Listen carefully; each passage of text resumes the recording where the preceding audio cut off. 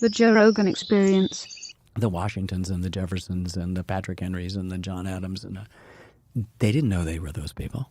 Right? They didn't know they were a planter, and they were a businessman, and they were a lawyer, and they were this guy and a planter or a scientist, and they were just risking their lives, their fortunes, and their sacred honor for something much bigger than anything else. And it's also the incredibly complex system of checks and balances that they divide to prevent tyranny. Oh, it's so unbelievably beautiful. I can't believe you brought that up. So we have a technical problem, which I'll share with you, or I thought it was a technical problem, which is the climax. If you're making a film called The American Revolution, the climax is the Battle of Yorktown. It happens in October of 1781.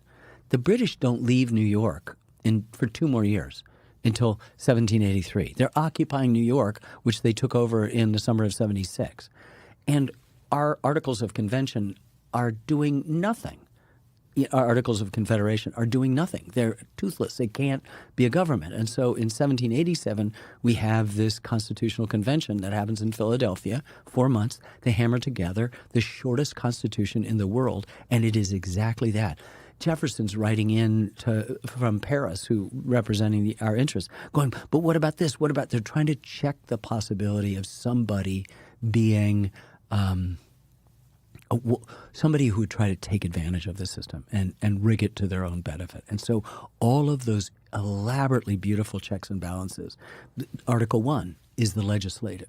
Article 2 is the executive. It delineates, Article 3, the judicial, it delineates what the responsibilities are and the way in which the system has worked and fits and starts with lots of problems. And there's something encouraging about seeing how divided Americans were back then, because we're always wringing our hands, oh, we're so divided. Okay, human beings are divided. And my feeling is that if you succumb to argument, right, which is what we do. The novelist Richard Powers said, the best arguments in the world, and that's all we do is argue, the best arguments in the world won't change a single person's point of view. The only thing that can do that is to say change somebody's point of view, is a good story. Because a good story allows contradiction and undertow.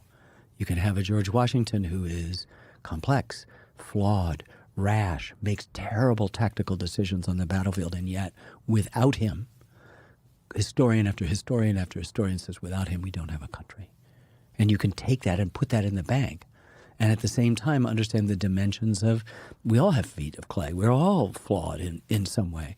And to try to design a narrative that isn't, filled with that kind of morning and again sanitized Madison Avenue kind of view of American history, nor is it that unforgiving revisionism that wants to throw out anybody who did something bad back then. You then permit a world to exist in which they suddenly seem familiar to you. Like, you can argue with other people and see that you get nowhere, but you also know if you're married or you have kids or you have friends or you're in business that you actually are more engaged in story and tolerance and understanding and listening. And so part of our job as filmmakers, strangely enough, is not to impose ourselves on the material. As I said before, we're umpires calling balls and strikes. It's to listen to the material. What is it telling us? What is it saying about this circumstances of, say, the resistance in Boston in the early days leading up to the revolution? To try to understand nuance. Every school kid knows that when the 60 or 70 people, all white males, both rich and poor in Boston, dumped the 40 tons of tea in the harbor, they were dressed crudely as Native Americans. And if you ask a kid, why were they dressed that way? They'll go, well, just to disguise, to put the blame on somebody else. It was to say, we're not part of the mother country anymore. Really? We're here. We're Aboriginal. We are Americans. We are distinct. We've been having complaints about British citizenship. We're arguing British law. But all of a sudden, those laws have been broken out into natural laws. And we're telling you that we're not trying to blame it on anyone else. Nobody would for a second have thought that the Native Americans would have dumped the tea. They weren't burdened by the tea tax. What they were doing was saying, we are, and it's so ironic given the history of our relationship to the dispossession of native lands. Right. They are saying we are Aboriginal. This is what the scholar Phil Deloria says. So yeah, wow. And then Newly you get adopted Aboriginal. right. We're saying we're not of the mother country. We're in essence kind of filing divorce papers by dressing as the people who originally inhabited this country dressed.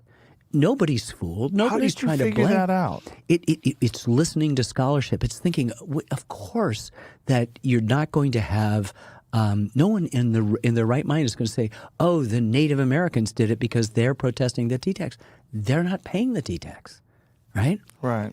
So it's like, you then go and then you talk to a scholar, in this case Phil Deloria, who's been studying Native stuff, and he goes, "Just think about it. You're dressed crudely as this. You're making a statement to Britain that we are no longer we're severing ties." Now this is well before this is.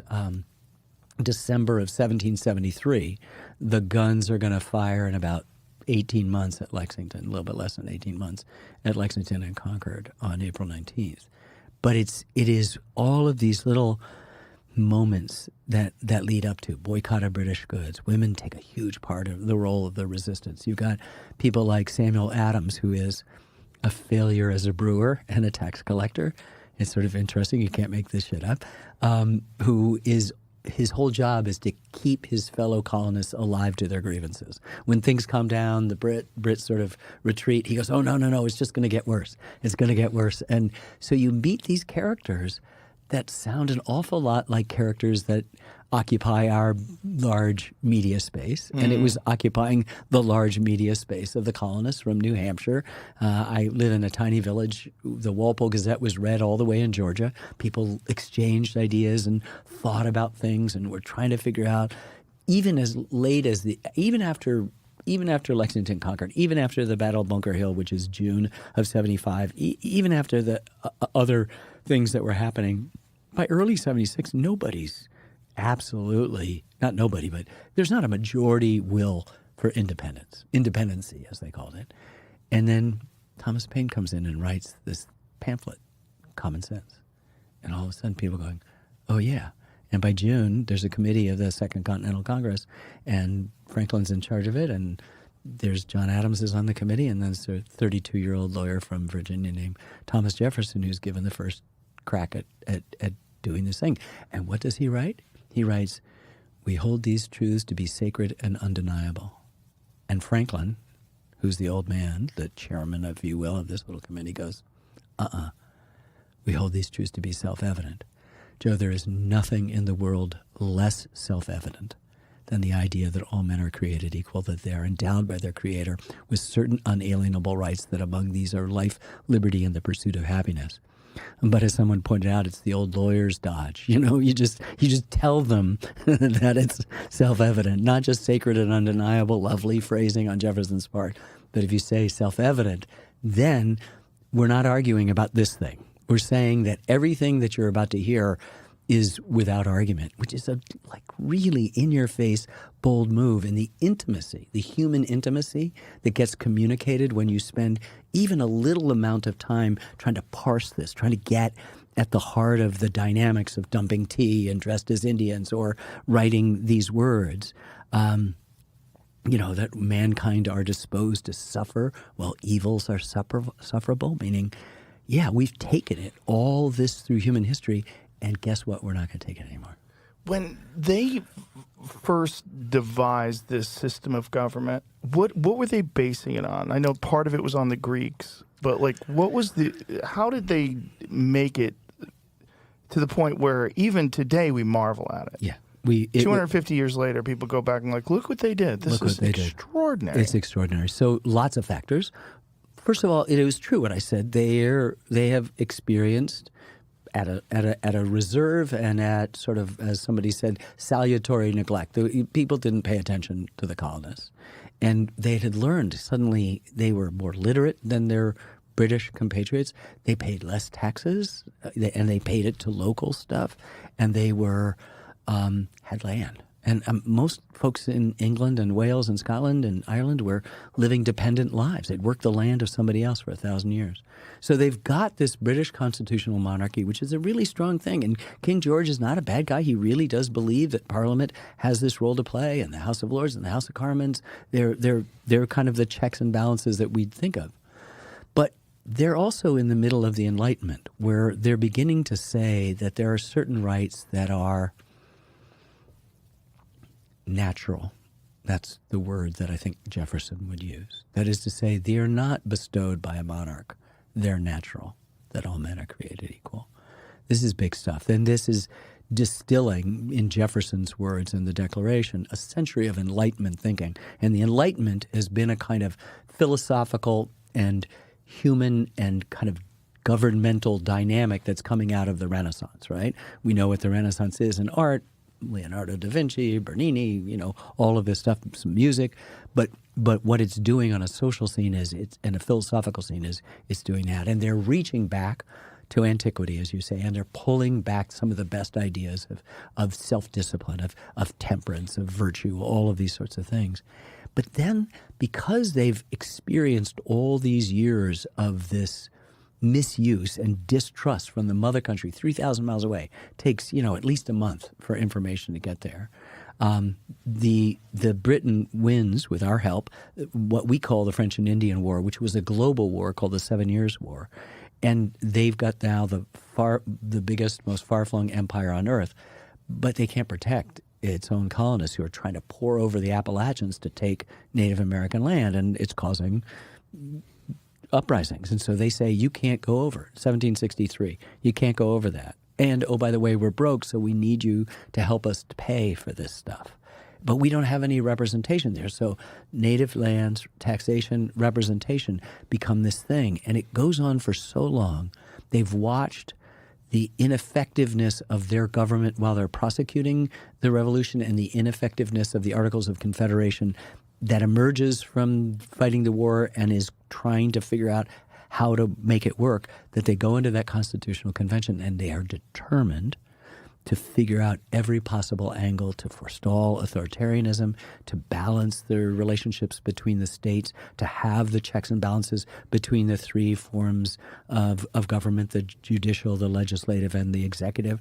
It is a beautiful thing. And what was so incredible is that it fostered one of the greatest public debates ever in human history, because they had emerged from this bloody, costly civil war. Civil war means lots of deaths of civilians. That didn't happen in our Civil War, except in Missouri and a little bit of Kansas. 6 people died at the Siege of Vicksburg, less than 20 at Atlanta, 2 in Gettysburg, the greatest battle ever fought in North America. But the American Revolution, lots of their battles in the South, in which you might have one British officer leading Loyalist troops. Every person on each side is an American, and they're killing each other. And they're doing it not just in set battles, but in little guerrilla actions, almost like the Viet Cong attacking patrols in South Vietnam. I mean, it is really bad stuff. And so they say, we're going to ratify this, but we want a Bill of Rights too. We want to enshrine these things that we fought for. And so you have no establishment of religion, freedom of speech, freedom of press, freedom to assemble and redress grievances, right to bear arms, free and fair trial, end of cruel and unusual punishment. All these things become the set pieces of.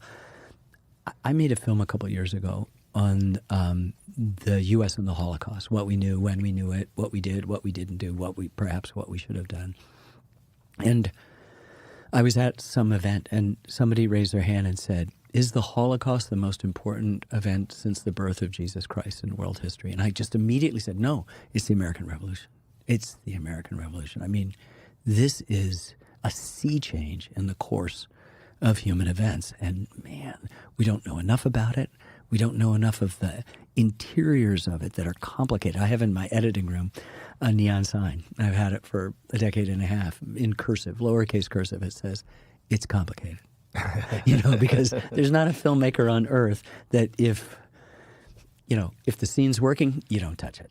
But we have spent the last 50 years touching those scenes, right? You know what I mean? Going in, maybe it's lesser, but it's truer and it's got more dynamism and it's got more contours. It feels like it's accurate to what actually happened, which is more complicated than our sort of simple binary discussions of what history is.